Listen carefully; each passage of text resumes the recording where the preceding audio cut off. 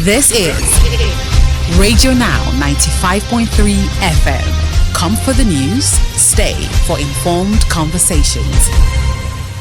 Hello and welcome to News Extra here on Radio Now 95.3 FM Lagos.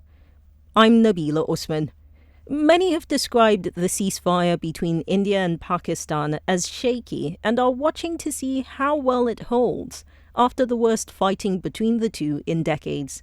The latest conflict unfolded after an attack in India-administered Kashmir, which killed 26 tourists.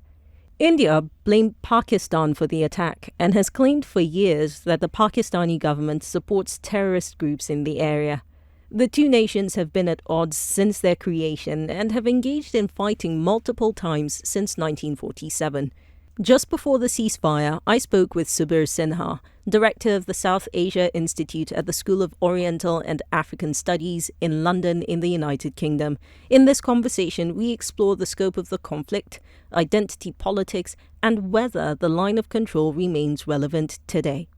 Dr. Sinha, I think an opening question would be, so far, there's been a reluctance to say whether or not this is a full-out war, even though we've seen escalations in the last few days where both sides are attacking one another militarily.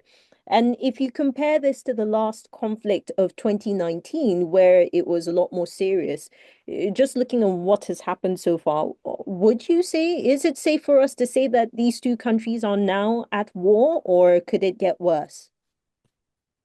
It is qualitatively different from what happened in 2019 because that was a strike effectively just on one location in Balakot, and that was done and dusted right after that. But this time around, there have been cities that have been bombed. Initially, in the early sort of hours of the Indian attack on Pakistan, they had a kind of an argument that we are basically targeting places that we believe are locations or even headquarters of three groups: Hizbul Mujahideen, Jaish-e-Muhammad, and Lashkar-e-Taiba. And the Indians have been putting out that information even before the Modi government came to power. Now, what happened after that was, of course, that there was supposedly a very major dogfight between the Indian and the Pakistani Air Force involving, we hear, up to 100 aircraft. We then, hear about in sort of Pakistani claims, which have been verified by Reuters and CNN and by American officials and by French officials, regarding hits on some of the sort of fighter jets that India had used. And then, of course, there was Pakistani firing, artillery firing on a town called Poonch, which is in the Kashmir area, and also attempts to hit airfields in a couple of cities, including Srinagar, the capital of Kashmir, and in a town called Amritsar, which is in Punjab, and which is only 18 miles from Lahore. So you then have a kind of much greater escalation in the Indian response to the Pakistani response.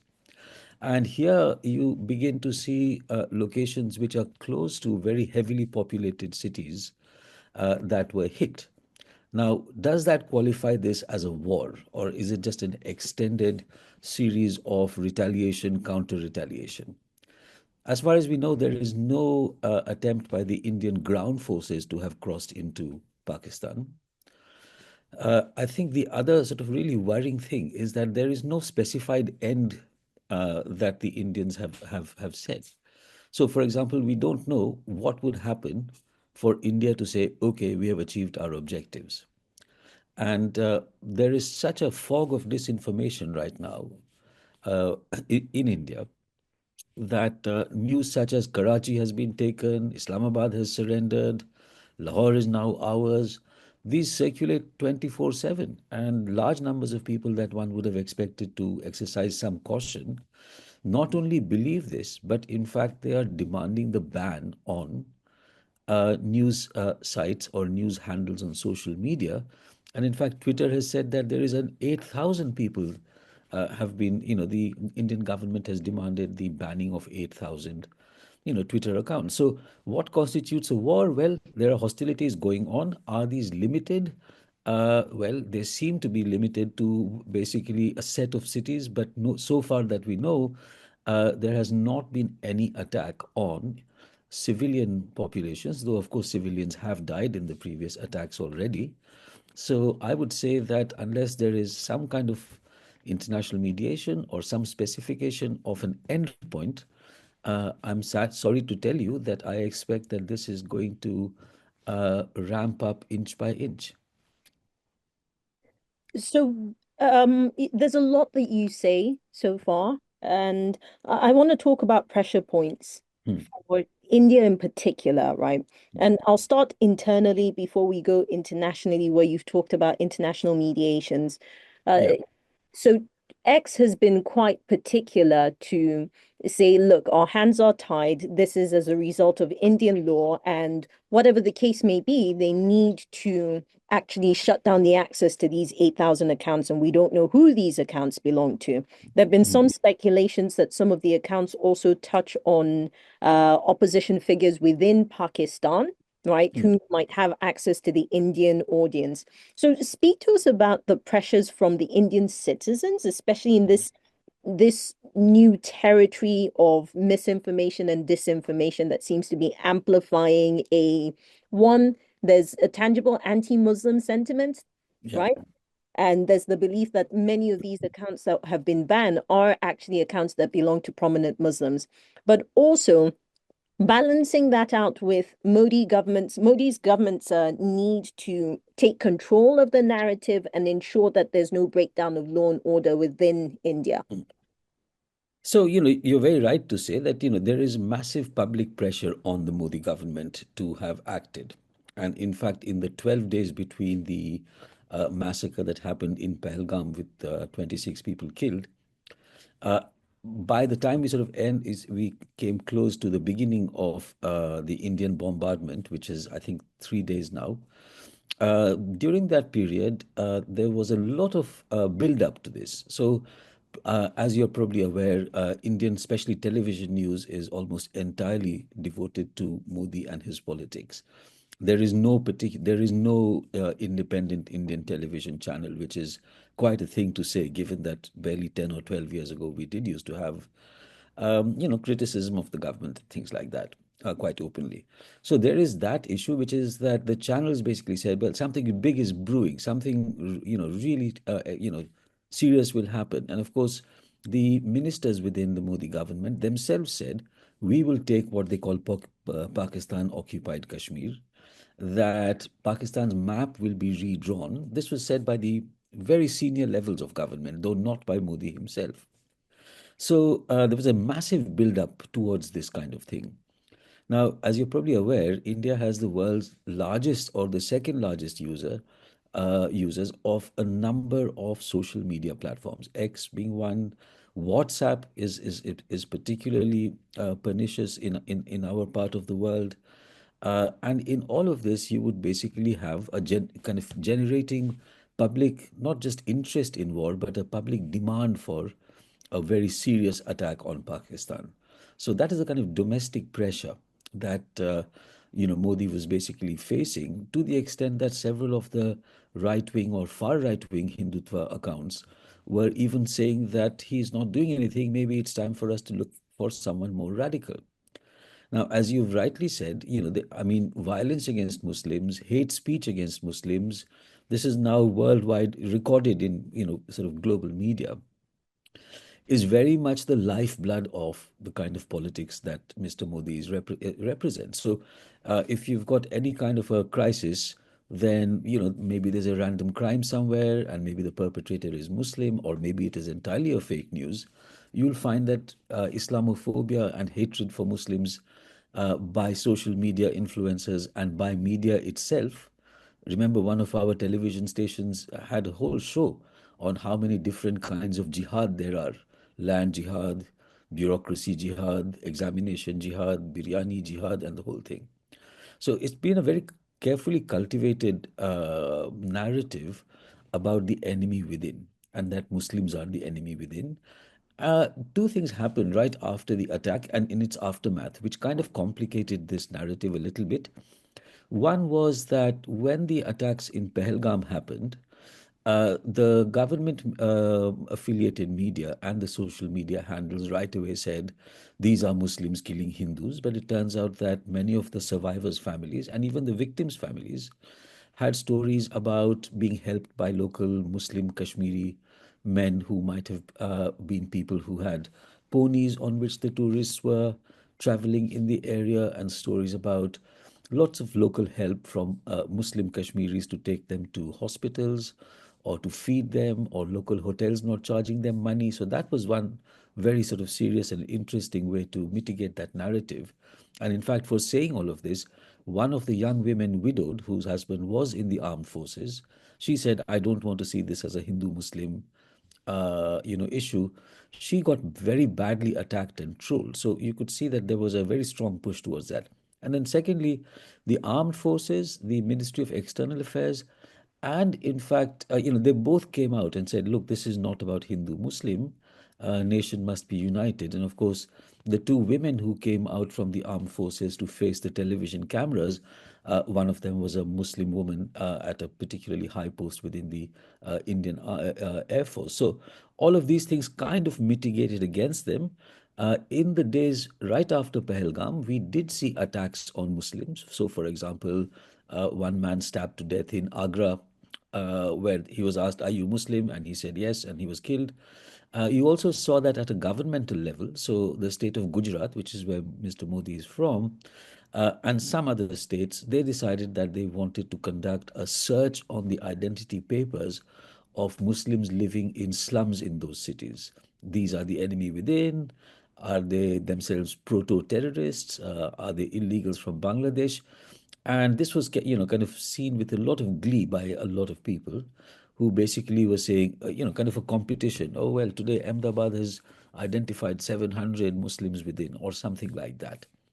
So that it did not transform into much larger scale violence against Muslims is a pleasant surprise to me, because the intention of many of the news channels and many of the senior spokespersons associated with the ruling party were all out for making this into a Hindu-Muslim scenario.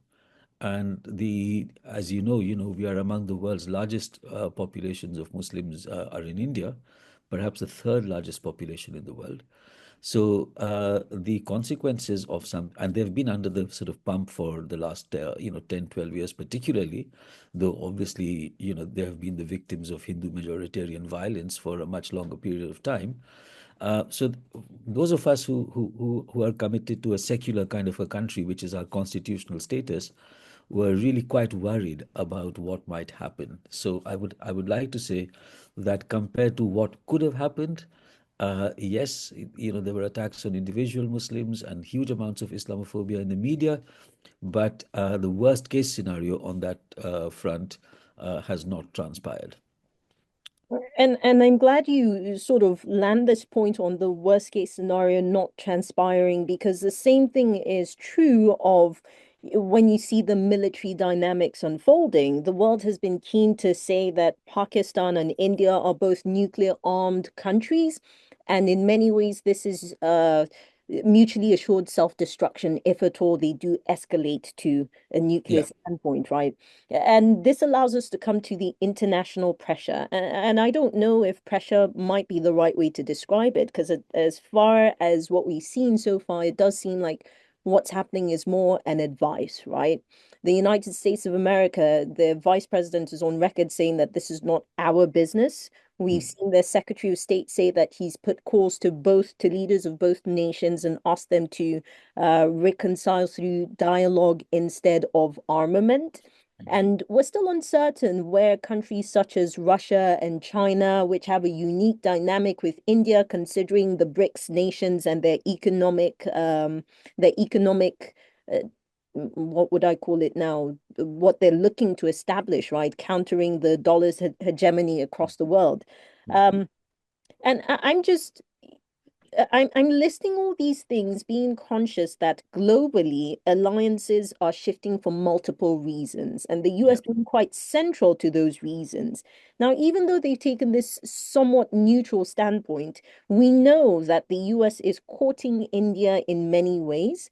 There are some concerns that because the US has pulled largely out of Afghanistan, there's no need to sort of continue to foster the relations they've had with Pakistan in the past. So, how do you see this international pressure coming to bear, if at all it does become pressure? Which countries should we watch out for, and which ones are more likely to get some sort of definitive response from India? And I say India because this is the larger nation and the more dominant power in this conflict. So, three levels to my response.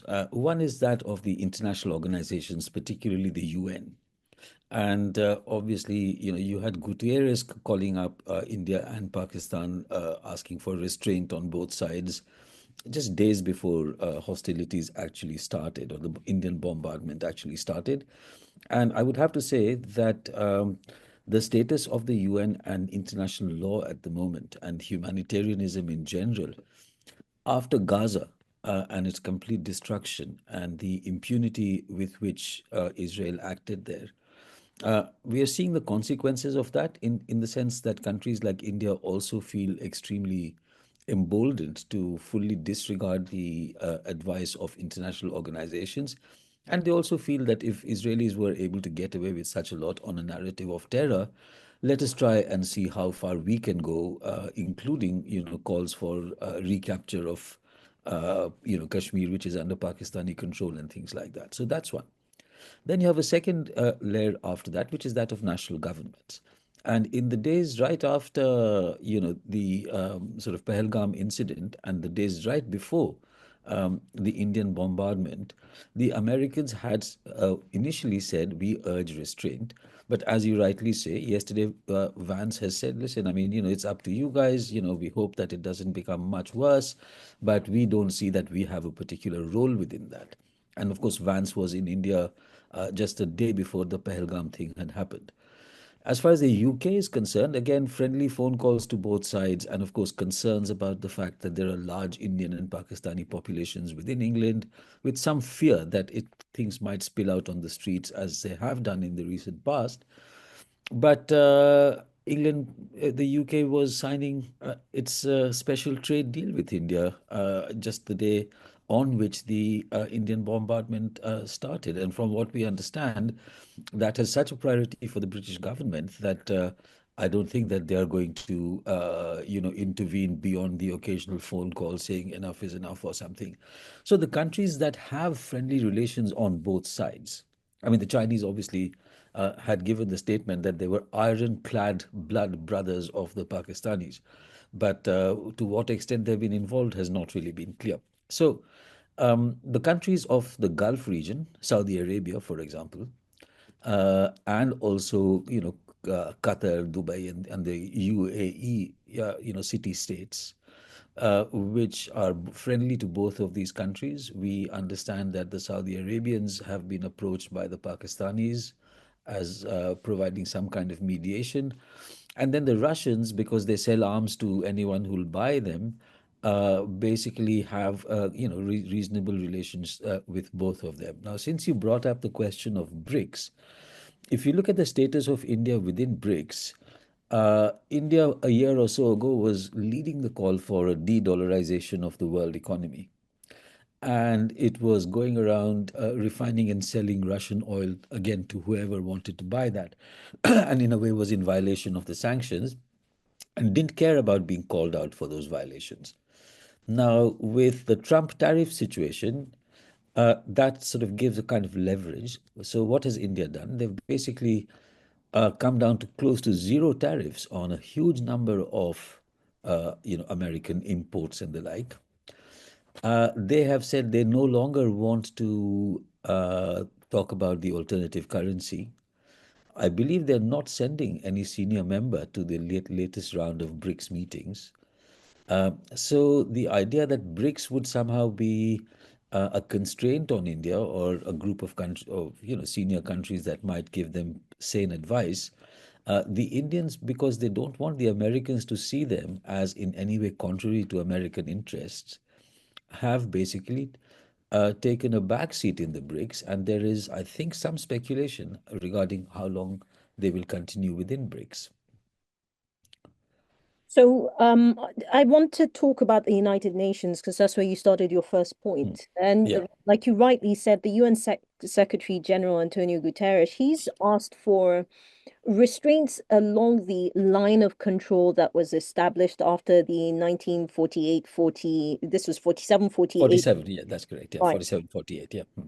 And earlier you'd mentioned that Prime Minister Modi has talked about redrawing of the Pakistani map. Hmm. There's questions around how you see how realistic it is, right, to return to the line of control, considering this is decades later. In many ways, you also have different actors at the helm of affairs in all these stakeholders, whether it's India, Pakistan, even the United Nations itself, even though it retains what is an institutional stance on this line of control. Hmm. Do you see the possibility that there will be sort of a I don't want to use a redrawing of the map because that is the term that the Indian government has used, right?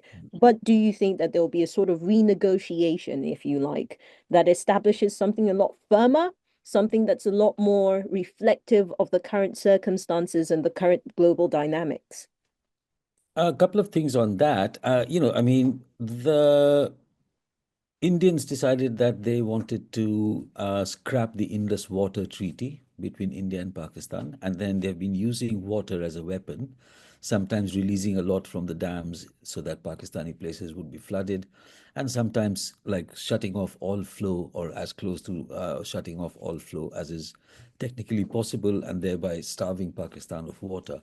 And in retaliation for that, the Pakistanis said that they wanted to put the so-called Shimla Agreement in abeyance.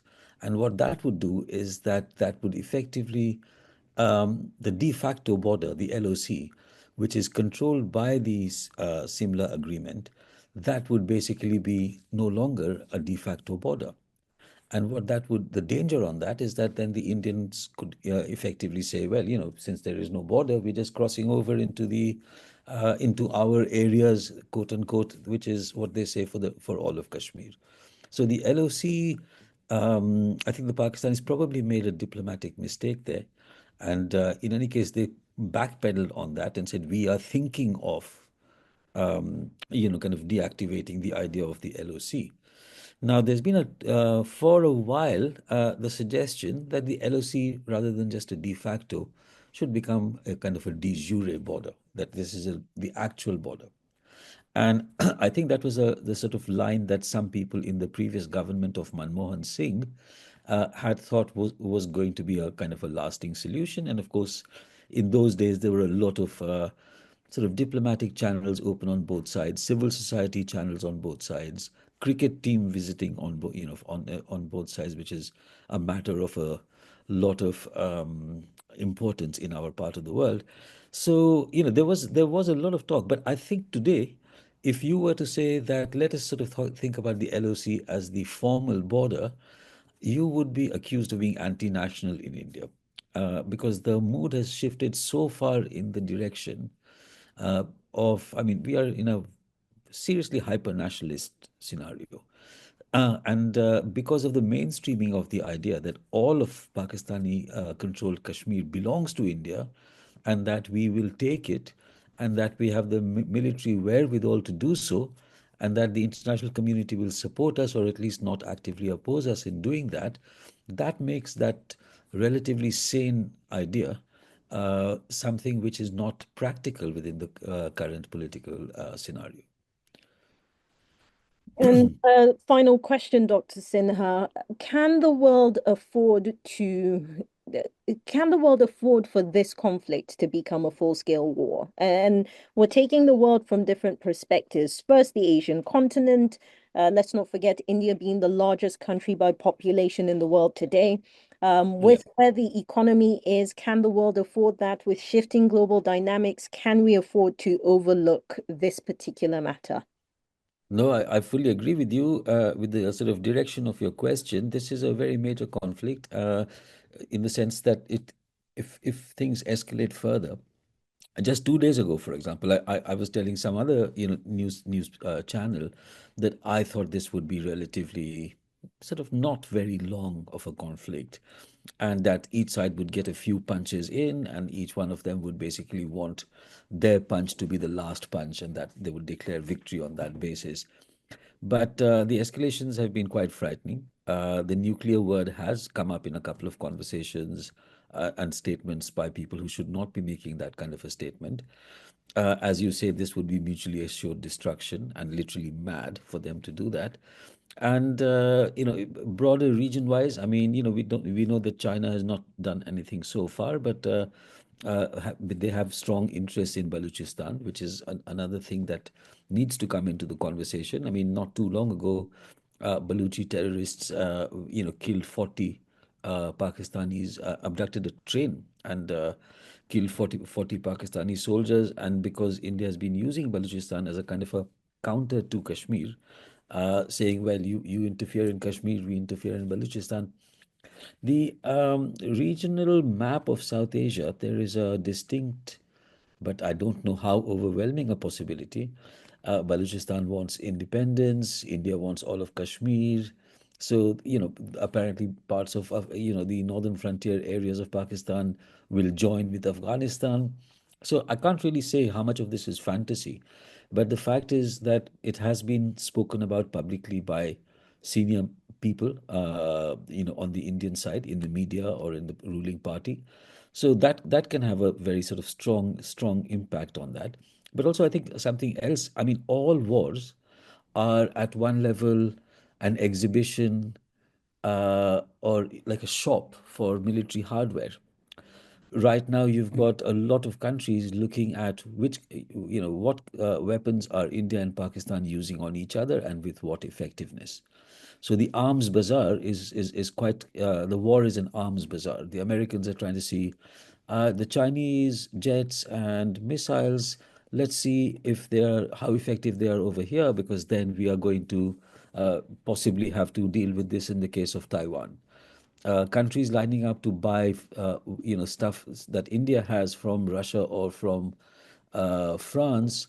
They are probably looking to see exactly what is going to happen with respect to the effectiveness of those weapons. And in fact, it was very interesting because arms merchants are heavily involved in all of this, that the Rafale company was the first one to release information that one and possibly up to three of their craft had been taken down by Pakistanis using Chinese jet planes, which was interesting partly because Rafale would like that information to fine tune its own weaponry and so on.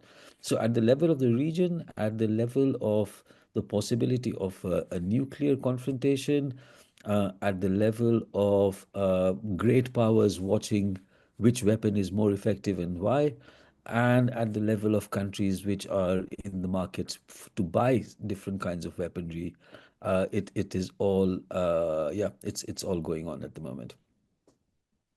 Dr. Sinha, it's been such a pleasure to speak with you. Thank you for joining me and sharing your thoughts. I appreciate it. Thank you so much for having me. This is Radio Now 95.3 FM. Come for the news, stay for informed conversations.